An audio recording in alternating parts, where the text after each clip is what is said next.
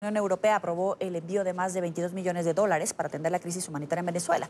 El anuncio fue hecho por la Comisión Europea y se suma a los casi 40 millones de dólares que entregó el bloque el pasado mes de junio.